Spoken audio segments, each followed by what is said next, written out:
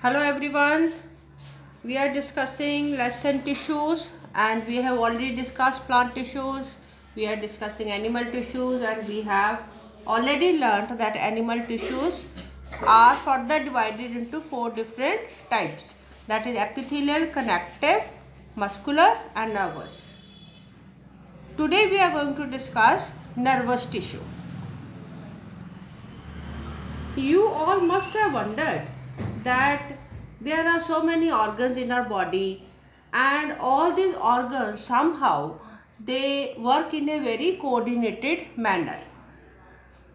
What could be the system because of which all organs can interact with each other and they can also complement the functions?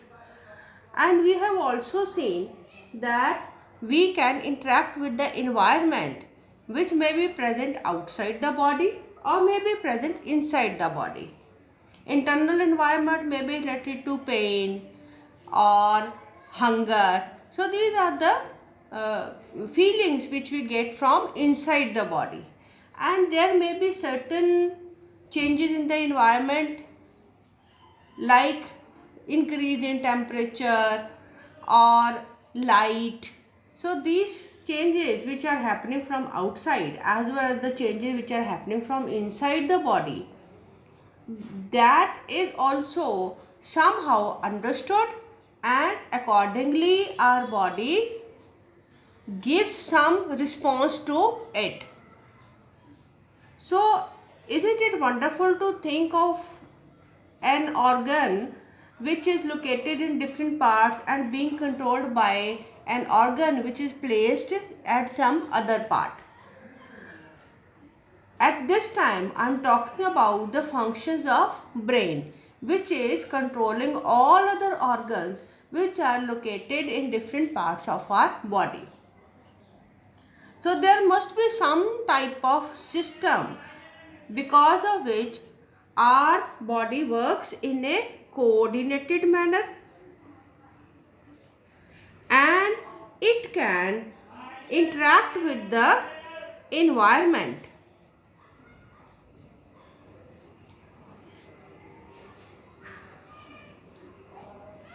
Right? So all these functions, they are being performed by our nervous system, which consists of a special type of tissue which is called as nervous tissue.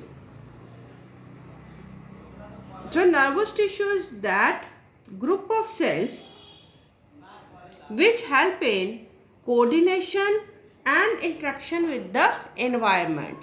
Now this interaction in environment, it is related to receiving the stimulus and accordingly giving a response. What is stimulus? Any change in the internal or external environment, that is called as stimulus. And what organism does against the stimulus, that is called as response. So through stimulus and response, we interact with the changing environment.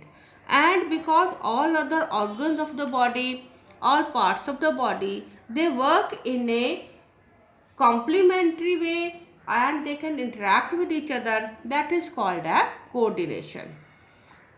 Nervous system is that system which deals with those organs which help in coordination and interaction with the environment. And our nervous system, it consists of two main parts, that is called as central nervous system and peripheral nervous system. Central nervous system, it consists of further two parts, that is brain and spinal cord.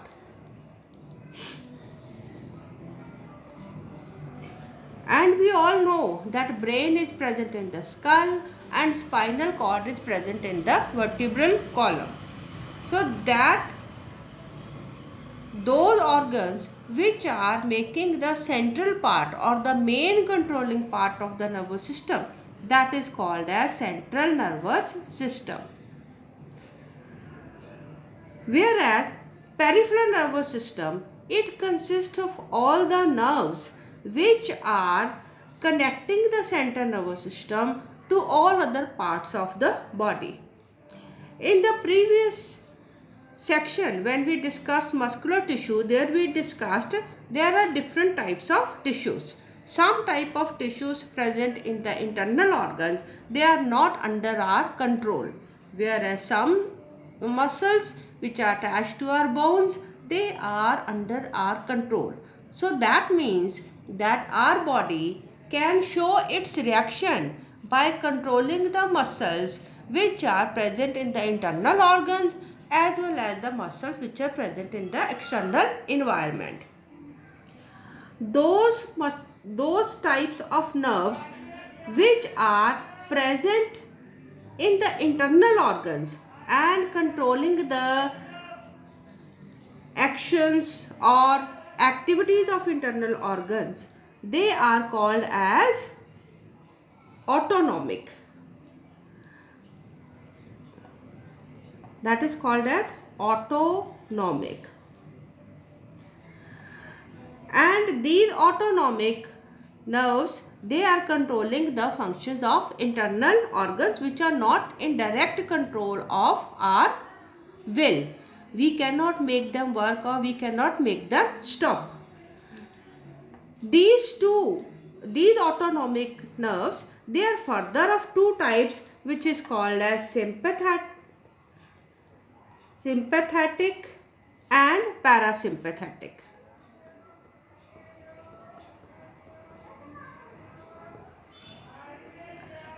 Sympathetic nerves, they are called as arousing nerves, and parasympathetic, they are called as the calming nerves.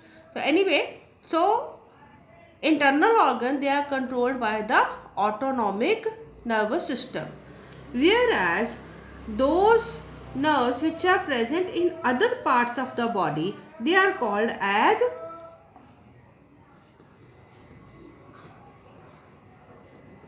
somatic. So those nerves which are present attached to the sense organs or muscles, those muscles which are under our control, that means voluntary muscles. These nerves, they come under the category of somatic nerves. So those nerves which are attached to the sense organs, they are called as the sensory nerves, and those which are attached to the muscles, they are called as motor nerves. So with the help of brain, spinal cord and the nerves which are attached to internal organs or external organs, our body works in a coordinated way and it can interact with the different organs, and because of that our body works as a whole. All these types of organs, let it be brain, spinal cord or nerves or sensory nerves or motor nerves, they all are made up of a special kind of tissue which is called as nervous tissue. So what we have studied till now? We have studied that nervous system is that system or that set of organs which help in working of an organism body in a coordinated way, and it helps in interact with the changing environment. And nervous system, it consists of two parts, that is central nervous system and peripheral nervous system.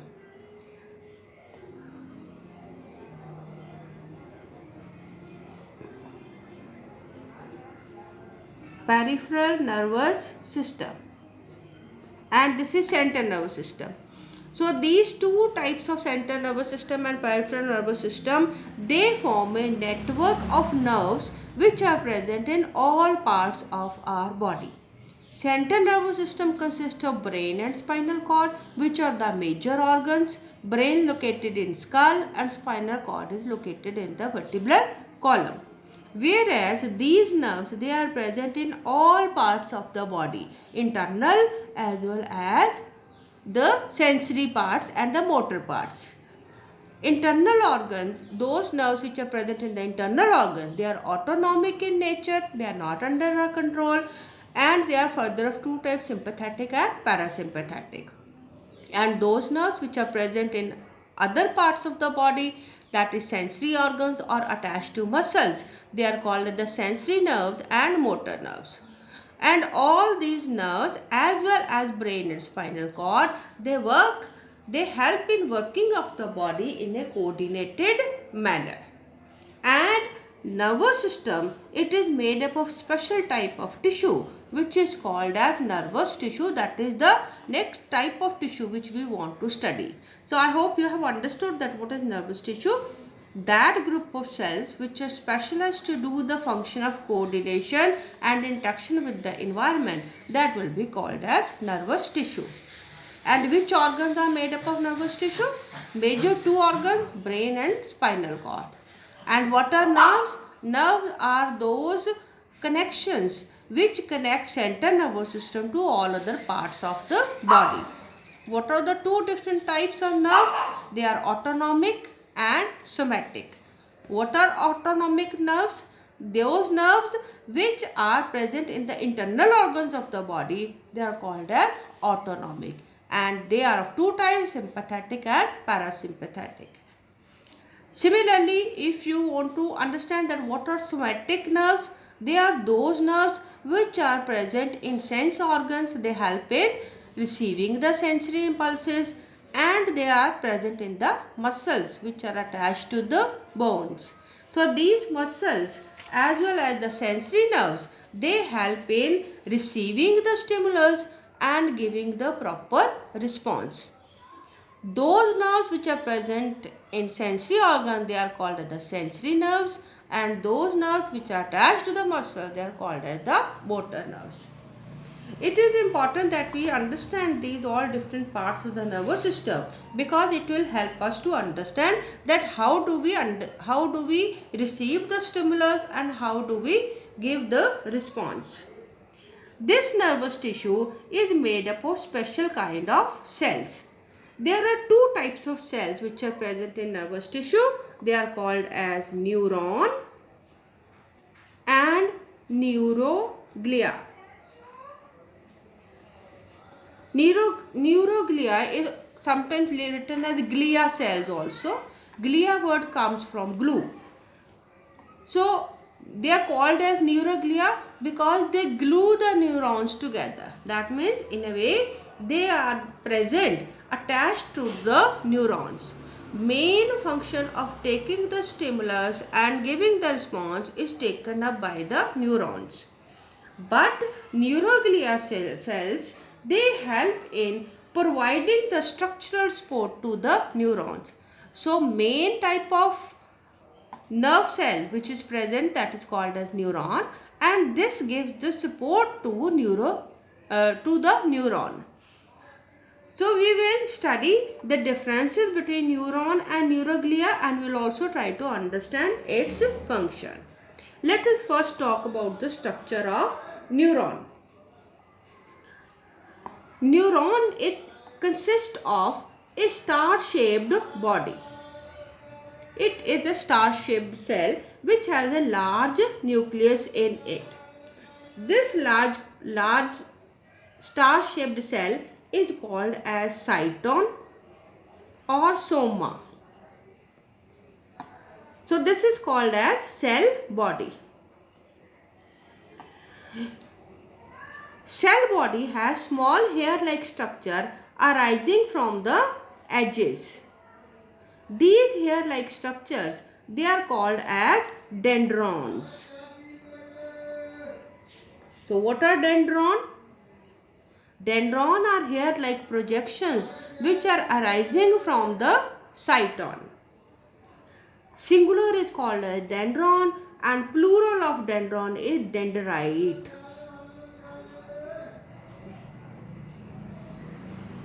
This is plural of dendron. One of the dendron is quite long. It may be quite long, and it may be forming nerve ending at its end. So this long dendron is called as axon, and the branching which is present at the end of the axon, that is called as nerve ending. Such nerve endings are present in all parts of the body.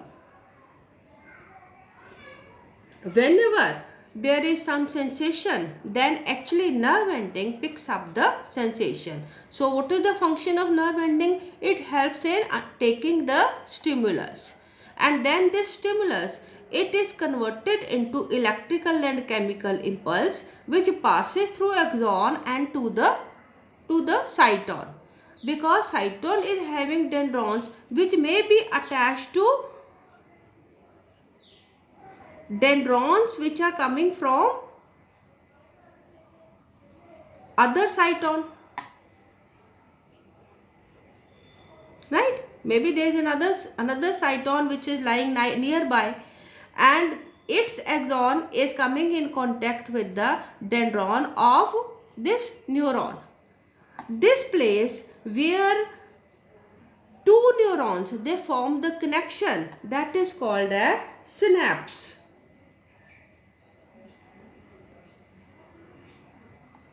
So what is synapse? Synapse is the connection between two neurons.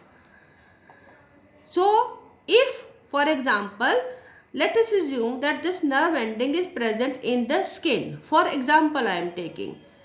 If it is present in skin, and let us assume that a pin is pricked in the skin, then this sensation will be picked up by the nerve ending, and through axon it will pass to cyton, and from cyton it will pass through synapse and it will stimulate the other neuron. Ultimately, this sensation will reach the brain or the spinal cord, and accordingly the stimulus will be understood and a response will be generated. That response which is generated, that may be passed on to some muscle, so that that muscle contracts and goes to the place where the pin is pricked and removes the pin. So actually what is happening here, that there is some stimulus which is picked by a neuron, and from one neuron it is going to another neuron, and ultimately it is reaching spinal cord or brain. Then spinal cord or brain, it is stimulating some muscle and directing the muscle, or due to contraction and relaxation of muscle, some response is shown. So it is forming an arc from stimulus to neuron, neuron to spinal cord or brain, then to muscle, and from muscle to which will be giving us response. So this information which is coming from spinal cord to muscle, that is also through neuron. Right? So that means neurons which are present in the nerves, which are attached to the sensory nerves, which are present in spinal cord, or which are present in muscles, motor nerves, they all are forming an arc which is helping in understanding the stimulus and providing the response.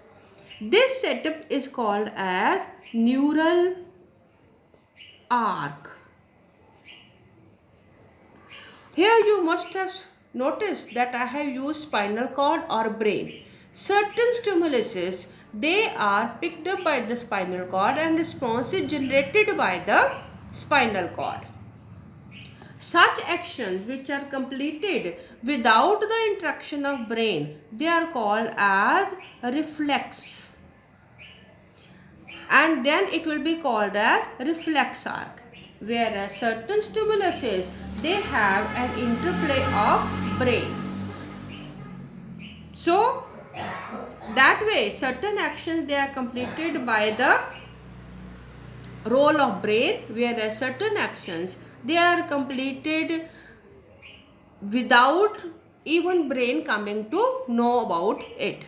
But definitely all the stimuluses and responses, they are generated and responses are produced with the interplay of nerves and neurons.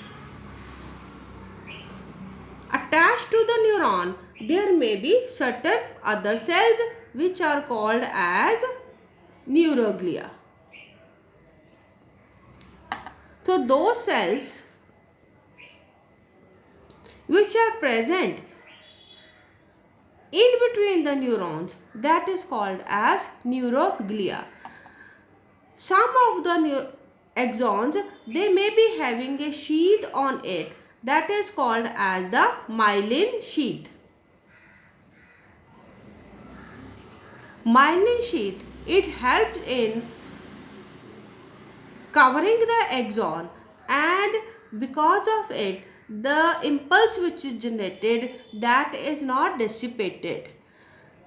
These myelin sheath, they are also produced by certain kinds of neuroglia. So we have understood that basically there are three types of neurons. Those neurons which pick up the stimulus, they are called the sensory neurons, and those neurons which are attached to the muscles, they are called as the motor neurons. And those muscles which connect neuron to neuron, or which connect neuron to spinal cord or brain, they are called as interneurons. So there are three types of neurons which are forming this system. Whereas neuroglia, they can be of numerous types. Now let us try to understand that what could be the function of neuroglia.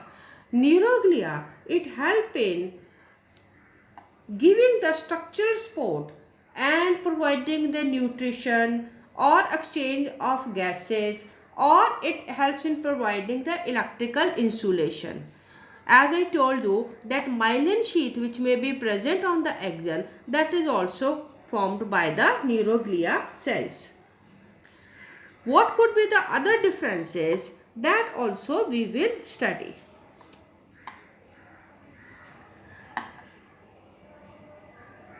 One difference in neuron and neuroglia is in function. The function of neuron is that it helps in forming stimulus and response. Whereas neuroglia, it provides structural support. Structural support means it is providing nutrition, it helps in exchange of gases, and it also helps in insulating the axon. Another difference is that their structure is also different.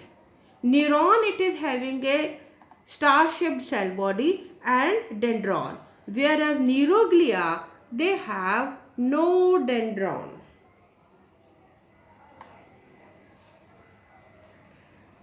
They have no axon. So in this case, axon, that is long dendron, that is present, whereas in case of neuroglia, there is no such axon present. And in case of neurons, the synapse is present. What is synapse? Synapse is the place where neuron attach with neuron. Whereas in case of neuroglia, such synapses are not present.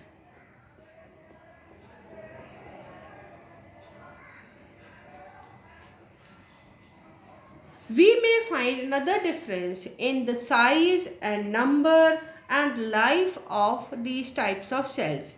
Neurons are larger in size, whereas neuroglia are small, and neurons are limited in number. Their number may be around 100 billion or so, and it is fixed, whereas neuroglia are more in number.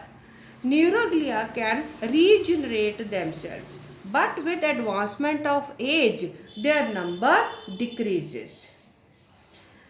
And with this, we have tried to understand the differences and the similarities between the neuron and neuroglia.